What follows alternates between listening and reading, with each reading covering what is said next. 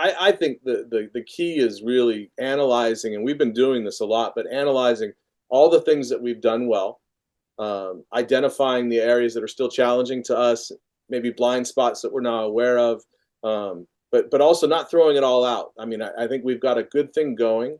I think we've done an incredible job with the culture of the team. I think that's something that's going to translate to the next level.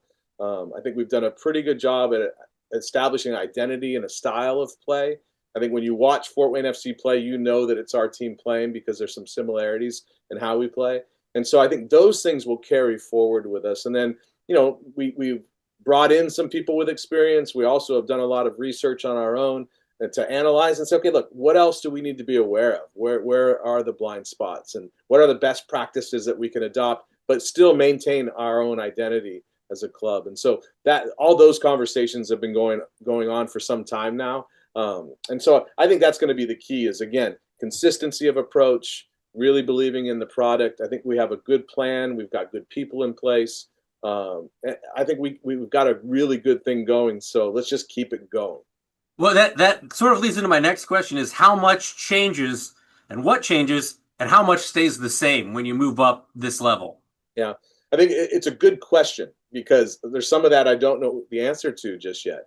I will say this, USL2 is a unique animal in the world of soccer because it's a small window of time with a really heavy condensed schedule. It's like a season on steroids in some way. Everything that happens in a normal season happens in a USL2 season, but it happens faster. What might take 3 weeks, you've done in a day in a USL2 season.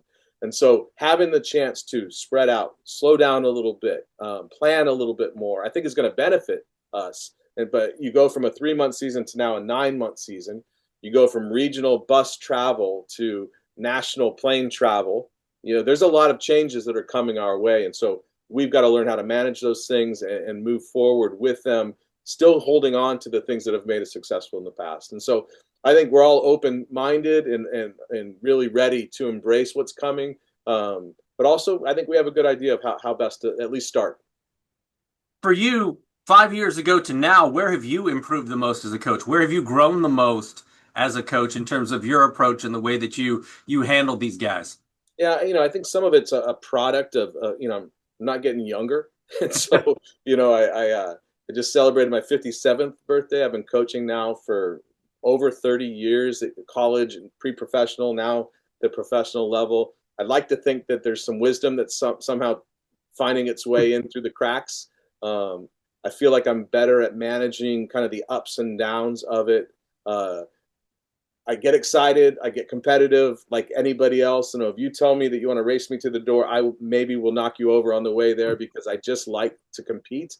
But I also think that the most important things are the most important things, and those are the relationships that we create, the people that we become because of the time that we spend together. And so I take a much greater focus on some of those things than I certainly did when I was a younger coach. I want to win. I think competitive excellence and the pursuit of competitive excellence is really important to our approach in this. But we also want to do it in a way that values the people that we're doing it with and celebrates the journey along the way. And I think we've done a good job at that. And I'd like to think I'm getting better at that part of it.